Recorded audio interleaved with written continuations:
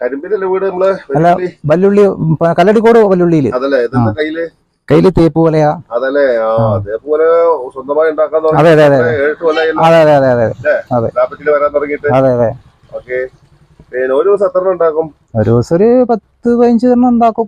അതല്ലേ ഏത് മരം ഉപയോഗിക്കാൻ? തേക്ക് മാത്രമേ ഉപയോഗിക്കുള്ളൂ.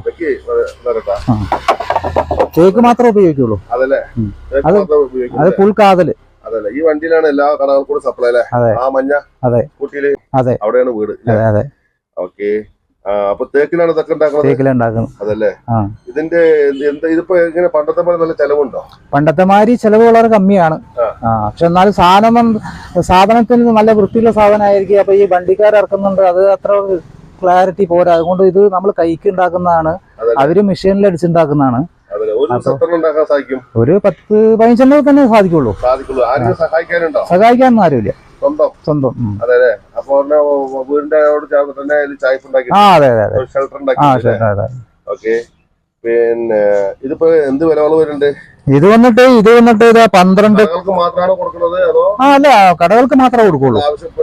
ആവശ്യപ്പെട്ടവർക്ക് കൊടുക്കലുണ്ട്.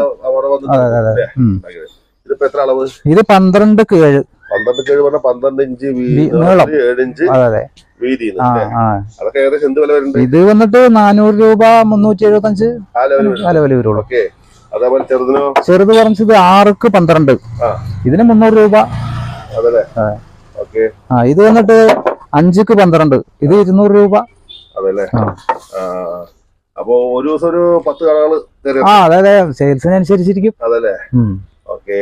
അപ്പൊ ഇതിപ്പോ തുടങ്ങാൻ കാരണം എന്താണ്? പുറമെ മറ്റുള്ള പണികൾക്കൊന്നും പോകാറില്ലേ? പുറമെ നമ്മളെ വീട്ടില് പശുക്കളുണ്ട്. ഒരു 3 മുമ്പ് മണ്ണാർക്കാടായിരുന്നു.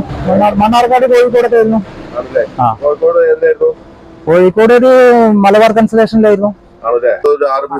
ആയിക്കോട്ടെ ചെറിയൊരു ബില്ലും കൈയോടെ പണം തരുന്നതിനുള്ള ക്യാഷ് ഡിസ്കൗണ്ട് ഒക്കെ തരും. ആയിക്കോട്ടെ. അടുത്ത മാസം വരും. ആയിക്കോട്ടെ, കാണാട്ടോ. ശരി.